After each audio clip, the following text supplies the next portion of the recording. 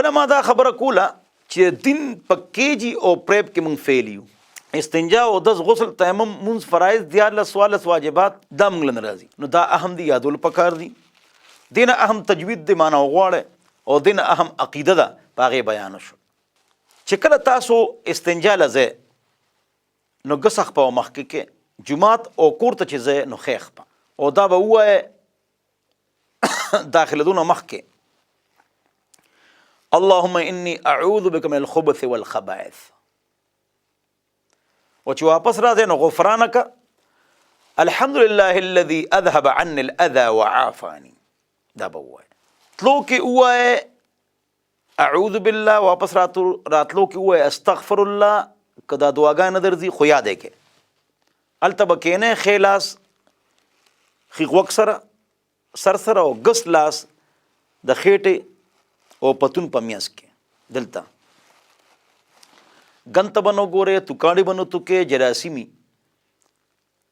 او چې قطرې روکو شي ټایلټ پیپر ټیشو پیپر یا لوټه استعمال کړئ نو بیا د هغې نه پس اوبه استعمالوئ. په دې لٹرین آنے جانے کا سنت طریقہ استعمال کرو، کالا علم اور جنات سے حفاظت ہوگی. د کوړو منترو جناتو نه حفاظت دي دغلته اثر کوي. او دویم اعوذ بکلمات الله التامات من شر ما خلق، دا سارو ما خام درې پیرې وایه، دا هم د کوړو منترو علاج دی.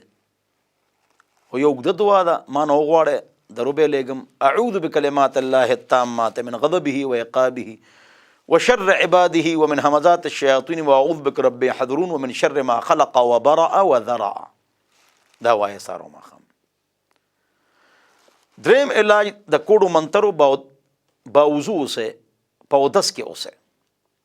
څلورم علاج 4 قل الحمد شریف آیت الکرسی سارو ماښام په ځان چف کوئ. پنځم علاج سوره یونس آیت نمبر 81 سارو ماښام یو پیر په ځان چف کوئ. 11 سپاره کې سوره یونس آیت نمبر 81 په ځان چف کوئ. شپږم علاج عجوه کجوري و د ناشتې نه مخکې په ناره خېټه وخورئ.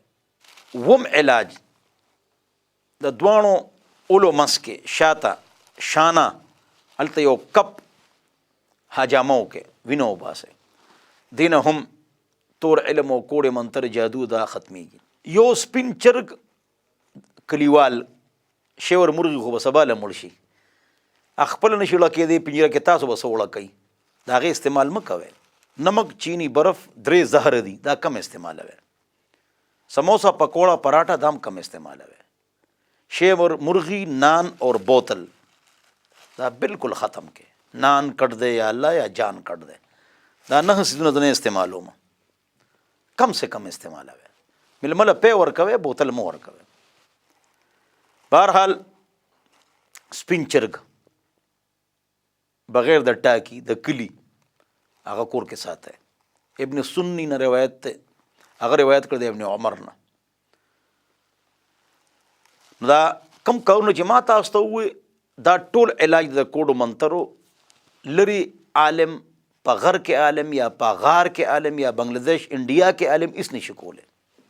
بس ما ته دغه دی علاج، نور څه نشته.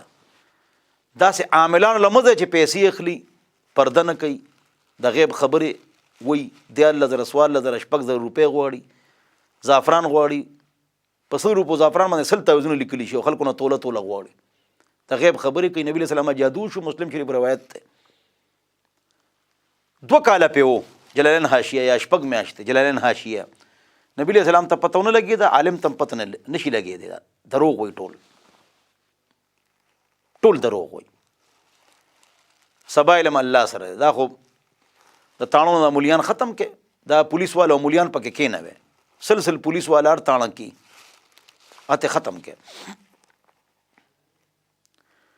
بس 3 مولیان هغې کې کېنوي، 50 زره تنخواه ورکوي. یو به خوب ویني، یو به حساب کوي، یو به استخاره کوي.